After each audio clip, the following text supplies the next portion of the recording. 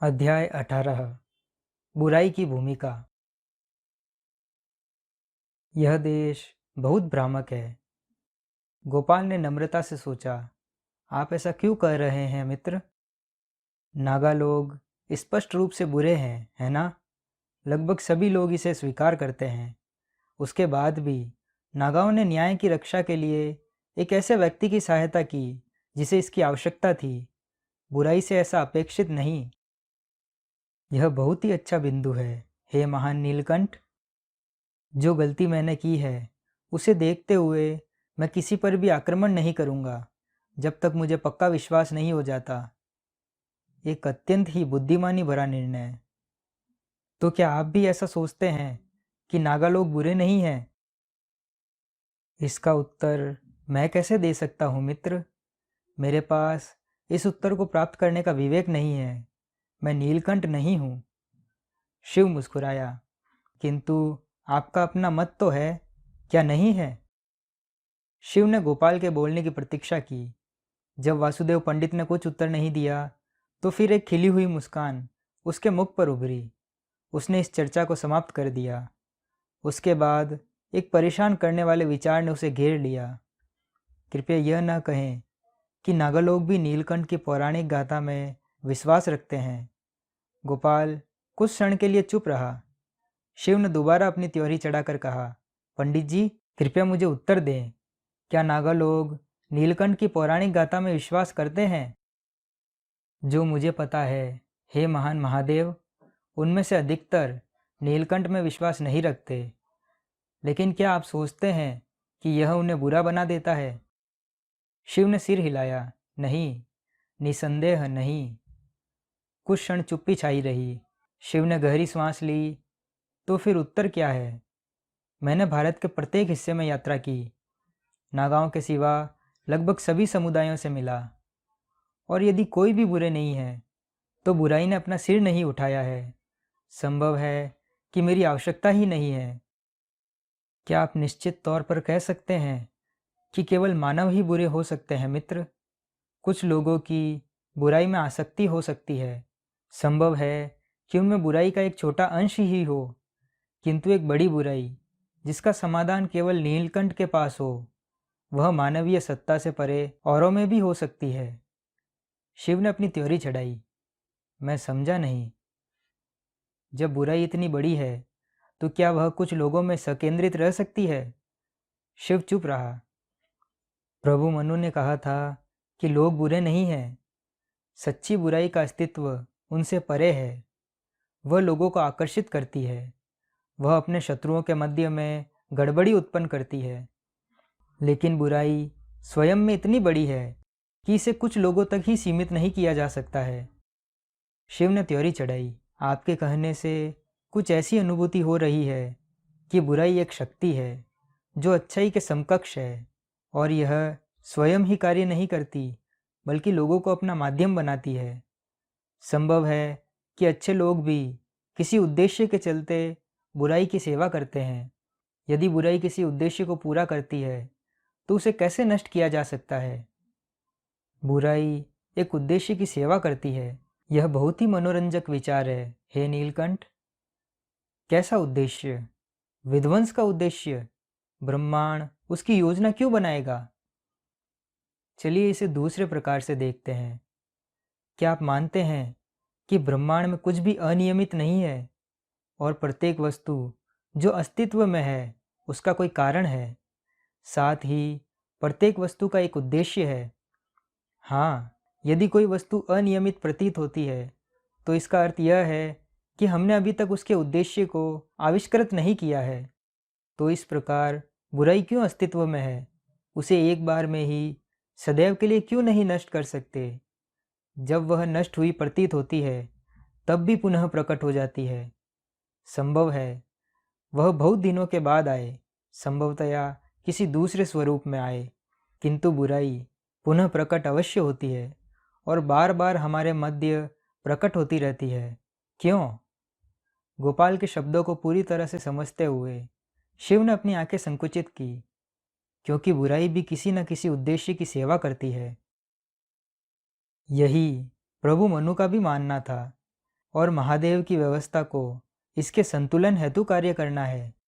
उस उद्देश्य के नियंत्रण के लिए उचित समय पर उस समीकरण से बुराई को बाहर निकालने के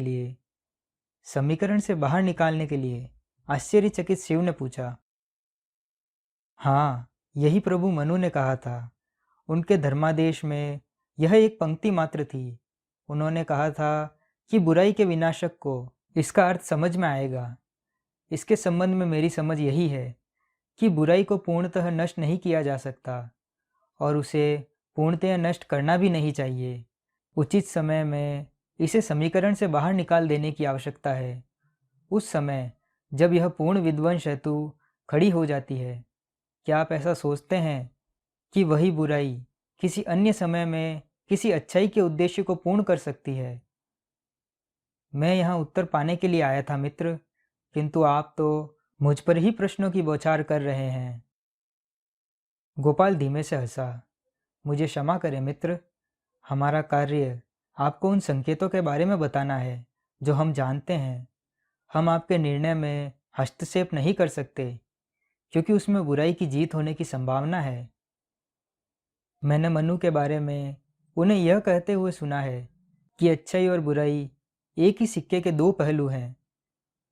हाँ, उन्होंने ऐसा अवश्य कहा था। वे एक ही सिक्के के दो पहलू हैं। उन्होंने इसके आगे इसकी व्याख्या नहीं की थी। विचित्र, इसका कोई अर्थ नहीं निकलता। गोपाल मुस्कुराया। यह सुनने में विचित्र अवश्य लगता है, किंतु मैं जानता हूँ कि जब उचित समय होगा आप इसका सही अर्थ निकाल लेंगे। शिव कुछ समय के लिए चुप रहा। उसने मंदिर के स्तंभों के बाहर देखा। वैशाली के लोग कुछ दूर बने मंदिर के द्वार पर खड़े थे। वे नीलकंठ के दर्शन के लिए धैर्य से प्रतीक्षा कर रहे थे। शिव ने उन्हें घूर कर देखा और उसके बाद पुनः प्रभु मत्स्य की प्रतिमा को देखा। गोपाल, मेरे मित्र, वह कौन सी बुराई थी जिसे प्रभु रुद्र ने समीकरण से बाहर निकाला था? मैं जानता हूँ कि असुर बुरे नहीं थे। उन्होंने किस बुराई को नष्ट किया था? आप उत्तर जानते हैं? नहीं, मैं नहीं जानता। हाँ, आप जानते हैं। इसके संबंध में सोचे प्रभु नीलकंठ। प्रभु रुद्र की चिरस्थायी विरासत क्या है? शिव मुस्कुराया। उत्तर स्पष्ट था। धन्यवाद पंडित जी। मैं सोचता हूँ कि आज के लिए आपने पर्याप्त बातें कर ली है। आपके पहले प्रश्न पर क्या मैं अपनी राय दे सकता हूँ? शिव चकित हो गया। नागाओं के संबंध में? हाँ, निसंदेह, कृपा कर बताएं। यह स्पष्ट है कि आप ये महसूस करते हैं कि आपका ध्यान नागाओं की ओर जानबूझकर खींचा गया है। शायद आप मानते हैं कि बुराई का मार्ग उनके मध्य से ही गुजरता है। हाँ, यह दो कारणों से हो सकता है। या तो वही मार्ग आपको बुराई तक ले जाएगा, अथवा अथवा बुराई ने उस मार्ग में अपना सबसे महान प्रहार किया है। शिव ने गहरी सांस ली। आपके कहने का अर्थ है कि नागा लोग वे हैं जो बुराई के हाथों सबसे अधिक पीड़ित हुए हैं। संभव है। शिव स्तंभ से टिक गया। उसने अपनी आंखें बंद कर ली। संभव है कि नागा लोगों का पक्ष भी सुना जाए। संभव है कि अन्य सभी ने उनसे अन्याय किया हो। उन्हें एक अवसर तो दिया जाना चाहिए, किंतु उनमें से किसी एक को तो मुझे उत्तर देना होगा। बृहस्पति की हत्या के लिए कोई एक तो अवश्य दंड की प्रतीक्षा कर रहा है। गोपाल जानता था कि शिव किसके बारे में सोच रहे थे। वह चुप रहा। अतिथिगृह के निजी कक्ष में उनके सामने सती खड़ी थी। उसके साथ ही काली और गणेश खड़े थे। विस्मित काशी नरेश नहीं जानते थे कि कैसी प्रतिक्रिया की जाए। उसी दिन प्रातः सती इच्छावड़ से 27 शेरों की खालों के साथ नरभक्षी झुंड के विध्वंस का प्रमाण लेकर वापस लौटी थी। काशी के जो वीर सैनिक वहां मारे गए थे, उनके लिए काशी विश्वनाथ मंदिर में विशेष पूजा की गई थी। कावस को पदोन्नति देकर मुख्य दलपति बना दिया गया था। भृंगा के पलटन के साहस की भी सराहना की गई थी। काशी के भृंगा वालों को 3 महीने के लिए कर में छूट प्रदान की गई थी, किंतु यह विशिष्ट समस्या अतिथिगृह के लिए जटिल थी। सती के बगल में खड़े दो नागाओं पर वह किस प्रकार प्रतिक्रिया करे, यह वे नहीं जानते थे। नीलकंठ की पत्नी के संबंधियों को काशी नगर से निष्कासित करने की उनकी हिम्मत नहीं थी।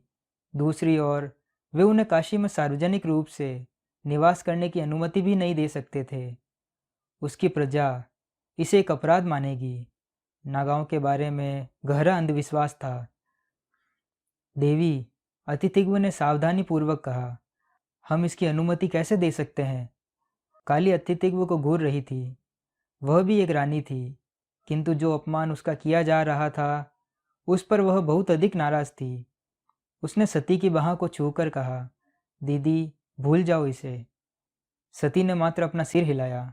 महाराज अतिथिग्व, भारत के अंदर काशी सहनशीलता का दीप्तिमान प्रकाश है। यह सभी भारतीयों को स्वीकार करता है, चाहे इसकी आस्था कुछ भी हो या उसकी जीवन शैली कुछ भी हो।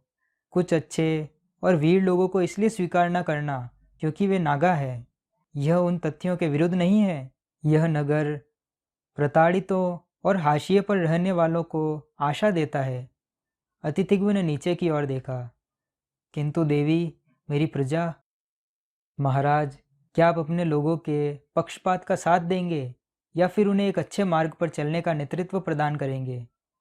काशी नरेश अस्थिर लेकिन शांत बैठा रहा। कृपया यह न भूलें महाराज कि आज यदि काशी के सैनिक वापस आए हैं और इच्छावड़ गांव के लोग जीवित हैं, तो वे काली, गणेश और उनके सैनिकों की वीरता के कारण ही है। हम सभी लोग उन शेरों द्वारा मार डाले गए होते। उन्होंने हमारी रक्षा की है। क्या वे इसके बदले में सम्मान के पात्र नहीं हैं? अतिथिग्व ने हिचकिचाते हुए सहमति में सिर हिलाया। उन्होंने अपने निजी कक्ष की खिड़की से बाहर देखा।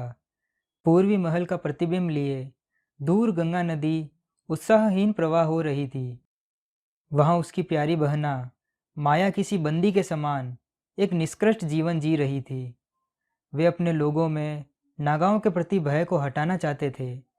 आज जब उनके सामने नीलकंठ की पत्नी अपने परिवार के साथ खड़ी थी, तो उनको साहस मिला, क्योंकि नीलकंठ को चुनौती देने की हिम्मत कौन करेगा। सभी लोग जानते थे कि शिव ने कैसे अनुचित विधानों के एक समूह को समाप्त कर दिया था, तो इस प्रकार नागाओं के लिए भी ऐसा ही क्यों नहीं हो सकता। राजा सती की ओर मुड़े। आपका परिवार रह सकता है देवी। मेरा विश्वास है कि प्रभु नीलकंठ के लिए नियत किए गए काशी महल के हिस्से में वे आराम पूर्वक रह सकेंगे। मेरा विश्वास है कि ऐसा ही होगा। मुस्कुराती हुई सती ने उत्तर दिया, बहुत बहुत धन्यवाद महाराज। शिव जहाज के अग्रभाग में खड़ा था। पर्वतेश्वर साथ खड़ा था। मैंने अग्रणी जलयान की गति को दोगुना कर दिया है प्रभु, पर्वतेश्वर ने कहा।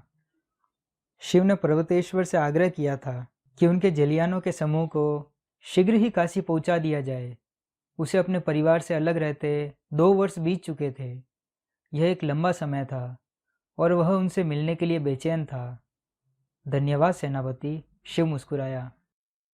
पर्वतेश्वर सम्मान में झुका और गंगा नदी को देखने के लिए पुनः मुड़ गया।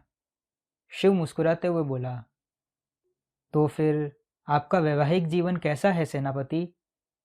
पर्वतेश्वर ने एक चौड़ी मुस्कान के साथ शिव को देखा। स्वर्ग प्रभु, स्वर्ग, पूर्णतः स्वर्ग, यद्यपि अत्यधिक प्रचंड स्वर्ग।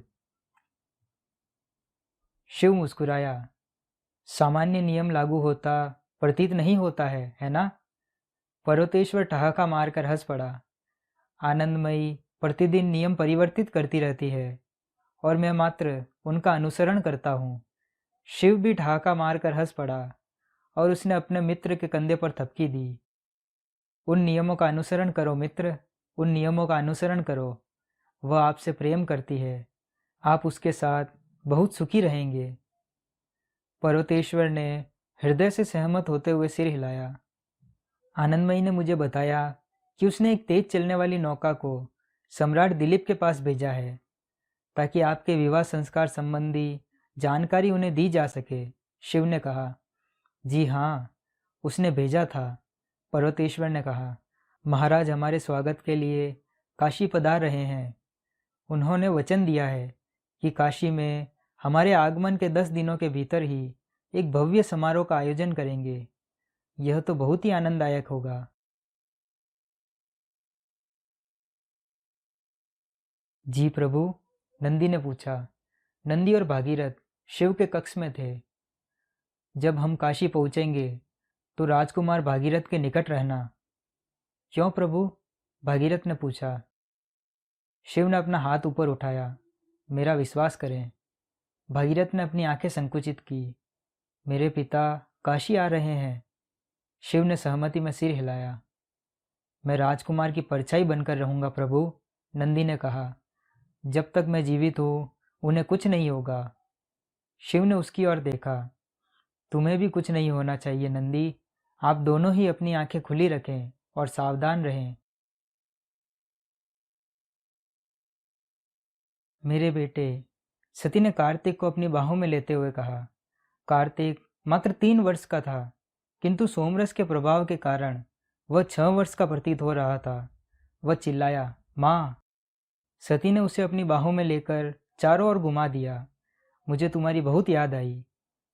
मुझे भी याद आई, कार्तिक ने बहुत ही नम्रता से कहा। वह अब भी अप्रसन्न था कि उसकी माँ उसे छोड़कर चली गई थी। मुझे क्षमा करना, मुझे जाना पड़ा था मेरे बच्चे, किंतु मुझे बहुत ही महत्वपूर्ण कार्य करना था। अगली बार मुझे भी अपने साथ ले चलना। मैं प्रयत्न करूंगी। कार्तिक मुस्कुराया। ऐसा लगा कि जैसे यह सुनकर वह मान गया था।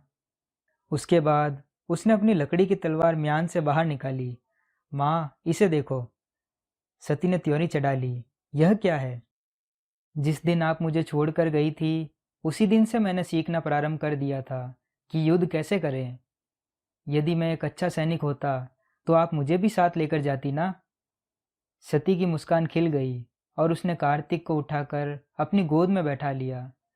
तुम तो जन्मजात सैनिक हो बेटे। कार्तिक मुस्कुराया और अपनी माँ से लिपट गया। तुम्हें याद है ना कि तुम कैसे एक भाई के लिए पूछा करते थे कार्तिक? कार्तिक ने जोर जोर से सिर हिलाकर कहा, हाँ हाँ। तो ऐसा है कि मुझे तुम्हारे लिए एक बहुत अद्भुत सा भाई मिल गया। एक बड़ा भाई जो सदैव तुम्हारा ध्यान रखेगा। कार्तिक ने त्योरी चढ़ा ली और द्वार की ओर देखा। उसने एक दैत्याकार व्यक्ति को कक्ष में प्रवेश करते देखा। उसने एक साधारण धोती धारण की हुई थी और अंगवस्त्रम उसके कंधे पर ढीला लटका हुआ था। उसका विशालकाय उदर प्रत्येक श्वास के साथ थिरक रहा था, किंतु उसके मुख ने कार्तिक को विस्मित कर दिया। मानव शरीर पर एक हाथी का सिर रखा हुआ था। गणेश खुल के मुस्कुराया। उसका हृदय अनिश्चितता से धड़क रहा था कि कार्तिक उसे स्वीकार करेगा या नहीं। कैसे हो कार्तिक? सामान्यतः निडर कार्तिक अपनी माँ के पीछे छुप गया। कार्तिक, सती उसके बड़े भाई की ओर संकेत करते हुए मुस्कुराई। तुम अपने दादा को नमस्ते क्यों नहीं कहते? वह बालक लगातार गणेश को घूरता जा रहा था। क्या तुम मनुष्य हो? हाँ, मैं तुम्हारा भाई हूँ, गणेश मुस्कुराया। कार्तिक ने कुछ नहीं कहा, किंतु सती ने गणेश को बहुत अच्छी सीख दे रखी थी। नागा ने अपना हाथ बाहर निकालकर कार्तिक का सबसे पसंदीदा फल, रसीला आम, उसे दिखाया। बालक तत्काल ही प्रसन्न हो गया और उस बेमौसम आम को देखकर चकित भी हुआ। वह थोड़ा आगे बढ़ा। क्या तुम्हें यह चाहिए कार्तिक? गणेश ने पूछा। कार्तिक ने अपनी लकड़ी की तलवार निकालकर त्योरी चढ़ाई। तुम इसे देने के लिए मुझसे युद्ध तो नहीं करोगे ना? गणेश हंस पड़ा। नहीं नहीं, कदापि नहीं, किंतु इसके बदले में तुम्हें मुझे गले लगाना होगा। कार्तिक हिचका और उसने सती की ओर देखा। सती ने सिर हिलाया और मुस्कुराई। तुम इस पर विश्वास कर सकते हो। कार्तिक धीरे से आगे बढ़ा और उसने आम छीन लिया। गणेश ने अपने भाई को अपनी छाती से लगा लिया, जो तत्काल ही अपने पसंदीदा फल को चूसने में व्यस्त हो गया। उसने गणेश की ओर देखा और मुस्कुराया। वह आम को खाते हुए फुसफुसाया, वाह, धन्यवाद दादा। गणेश पुनः मुस्कुराया और उसने कार्तिक के सिर को धीमे से थपकी दी। अग्रणी जहाज दशाश्वमेध घाट पर रुका। जब जहाज से उतरने के लिए सकरी सीढ़ी लगाई जा रही थी तो शिव की उत्तेजित आंखें सती की खोज कर रही थी। वह अपने परिवार के साथ सम्राट दिलीप और राजा अतिथिग्व को राजसी वेदिका पर देख सकता था। काशी के नागरिकों के झुंड घाट पर एकत्रित होते जा रहे थे, किंतु वह कहाँ है? मैं उन्हें ढूंढ कर लाता हूँ प्रभु, भागीरथ ने जहाज से उतरते ही कहा। उसके पीछे ही नंदी था। और भागीरथ? जी हाँ प्रभु, भागीरथ ने रुकते हुए पूछा। जब सब समाप्त हो जाए तो कृपया पूर्वक को राजा के महल में ले जाएं। महल के मेरे पारिवारिक क्षेत्र में उनके आराम की व्यवस्था करें। जी हाँ प्रभु, भागीरथ ने कहा और अपने पिता दिलीप और स्वदीप के सम्राट को अनदेखा करता हुआ वहां से निकल गया। किंतु नंदी सम्राट के परिवर्तन को देखकर आश्चर्यचकित था। दिलीप कम से कम 10 वर्ष युवा दिख रहे थे और उनका मुख अच्छे स्वास्थ्य के कारण दीप्तिमान हो रहा था। भागीरथ की ओर दौड़कर चलने से पहले नंदी ने अपनी त्योरी चढ़ाई। शिव जहाज की सीढ़ियों से उतरने लगा। दिलीप ने शिव की ओर मुड़ने से पहले अपने पुत्र को जाते हुए देखा और अपना सिर हिलाया। उसने नीचे झुककर शिव के चरण स्पर्श किए। आपका राजवंश निरंतर यश प्राप्त करे महाराज। शिव ने सिर झुकाकर दिलीप को नमस्ते किया। इस बीच वीरभद्र कृतिका से मिला और उसे अपनी बाहों में भर लिया। अत्यधिक आनंदित हुई कृतिका शर्मा गई। उसने अपने पति की बाहों से छूटने का असफल प्रयास किया, यह कहते हुए कि वे इस प्रकार प्रेम का प्रदर्शन न करें। अतिथिग्व भी आगे बढ़े और उन्होंने शिव का आशीर्वाद प्राप्त किया। औपचारिकताओं को पूर्ण कर नीलकंठ अपने परिवार की खोज में घूमे। मेरा परिवार कहाँ है महाराज? बाबा। शिव एक चौड़ी मुस्कान के साथ मुड़ा। कार्तिक दौड़ता हुआ उसकी ओर आ रहा था। उसने अपने पुत्र को अपनी बाहों में उठाते हुए कहा, पवित्र झील की सौगंध, आप तो बहुत बड़े हो गए हो कार्तिक।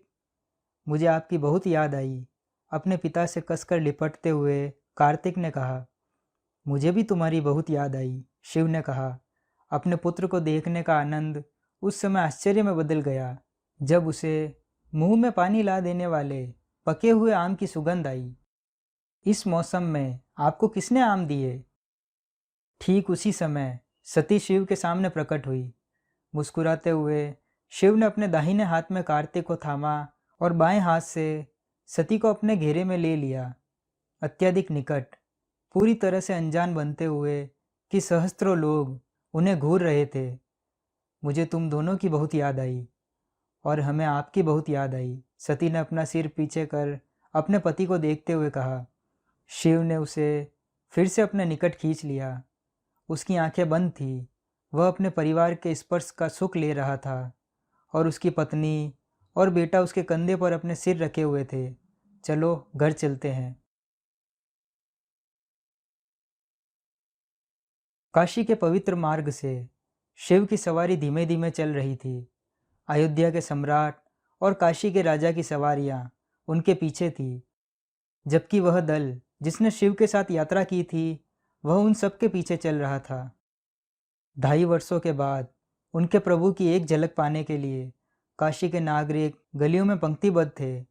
रथ पर सवार शिव लोगों का अभिवादन कर रहा था। सती उनके बगल में थी और कार्तिक गोद में था। शिव और सती दोनों ने एक ही साथ कहा, मुझे कुछ कहना है। शिव हंसने लगा। तुम पहले बताओ। नहीं नहीं, आप पहले, सती ने कहा। मैं आग्रह करता हूँ कि तुम पहले बताओ, सती ने थूक निगला। आपने नागाओं के संबंध में क्या जानकारी प्राप्त की शिव? वास्तव में देखा जाए तो बहुत ही आश्चर्यजनक जानकारियाँ। संभव है मैंने उनके बारे में गलत अनुमान लगाया था। हमें उनके बारे में और अधिक जानकारी प्राप्त करने की आवश्यकता है। संभव है कि वे सभी बुरे नहीं हो। अन्य समुदायों के समान ही संभव है कि उनमें कुछ गलत तत्व सम्मिलित हो। सती ने गहरी सांस छोड़ी। एक सर्प के समान जो तनाव उसके भीतर कुंडली मारकर बैठा था, उससे थोड़ी राहत मिली। क्या हुआ? अपनी पत्नी को घूर कर देखते हुए शिव ने पूछा। मैंने भी हाल ही में कुछ जाना है, ऐसा कुछ जो बहुत ही आश्चर्यजनक है। ऐसा कुछ जो मुझसे अब तक छुपाया गया था। यह नागाओं के संबंध में है। क्या? मुझे मुझे पता चला कि सती को इतना घबराते देखकर शिव चकित हुआ। क्या बात है प्रिय? मुझे पता चला है कि मैं उनसे संबंधित हूँ। क्या? हाँ। यह कैसे हो सकता है? तुम्हारे पिता नागाओं से घृणा करते हैं। यह घृणा से अधिक अपराध बोध हो सकता है। अपराध बोध? मेरा जन्म अकेले नहीं हुआ था। शिव ने त्योरियां चढ़ा ली। मेरे साथ मेरी जुड़वा बहन का भी जन्म हुआ था। मेरी एक बहन है। शिव स्तब्ध था। कहाँ है वह? किसने उसका अपहरण किया? यह मेलुहा में कैसे हुआ? उसका अपहरण नहीं हुआ था, सती फुसफुसाई। उसे त्याग दिया गया था। त्याग दिया गया था। शिव ने अपनी पत्नी को देखा। उसे प्रतिक्रिया देने के लिए शब्द नहीं मिल पा रहे थे। शिव ने सती का हाथ थाम लिया। तुमने उसे कहाँ ढूंढा? क्या वह ठीक है? सती ने शिव की ओर देखा। उसकी आंखें नम थी। मैंने उसे नहीं ढूंढा, बल्कि उसने मुझे ढूंढा। उसने मेरी जान बचाई। शिव मुस्कुराया। नागाओं की एक और वीरता और दयालुता के बारे में सुनकर वह आश्चर्यचकित नहीं हुआ। उसका नाम क्या है? काली, रानी काली। रानी? हाँ, वह नागाओं की रानी है। शिव की आंखें आश्चर्य में फटी की फटी रह गई। हो सकता है कि वह काली ही हो, जो बृहस्पति के हत्यारों को ढूंढने में उसकी सहायता कर सकती है। संभव है इसी कारण भाग्य ने इन दोनों को मिलाने का षड्यंत्र रचा हो। वह कहाँ है? यही काशी में, हमारे महल के बाहर। आपसे मिलने की प्रतीक्षा कर रही है। आपके स्वीकार करने की प्रतीक्षा कर रही है। शिव मुस्कुराया। उसने सिर हिलाया और सती को अपने निकट खींच लिया। वह तुम्हारा परिवार है, इस कारण वह मेरा भी परिवार है। मेरे स्वीकार ना करने का प्रश्न ही कहाँ उठता है। शिव के कंधे पर अपने सिर को विश्राम देते हुए सती धीमे से मुस्कुराई। किंतु वह एकमात्र नागा नहीं है जो आपकी स्वीकृति के लिए प्रतीक्षारत है। शिव ने त्योरी चढ़ा ली। एक अन्य, इससे भी दर्दनाक रहस्य मुझसे छुपाकर रखा गया था, सती ने कहा। क्या? 90 वर्ष पहले मुझे बताया गया था कि मेरा प्रथम शिशु मृत पैदा हुआ है, किसी बुत सा। शिव ने सिर हिलाया। वह अच्छी तरह समझ रहा था कि सती का संकेत किस ओर था। अंततः उसने अपनी पत्नी का हाथ कसकर पकड़ लिया। वह एक झूठ था, सती सुबकते हुए बोली। वह जीवित है। वह जीवित है। वह अभी भी जीवित है। शिव का मुंह हैरानी से खुला रह गया। तुम्हारे कहने का अर्थ है मेरा दूसरा पुत्र भी है? सती ने शिव की ओर देखा। उसकी आंखें मुस्कुरा रही थी। पवित्र झील के नाम पर मेरा दूसरा पुत्र भी है। सती ने सहमति में सिर हिलाया। वह शिव के आनंद को देखकर प्रसन्न थी। भद्र, तेजी से चलो, मेरा पुत्र मेरी प्रतीक्षा कर रहा है। धन्यवाद।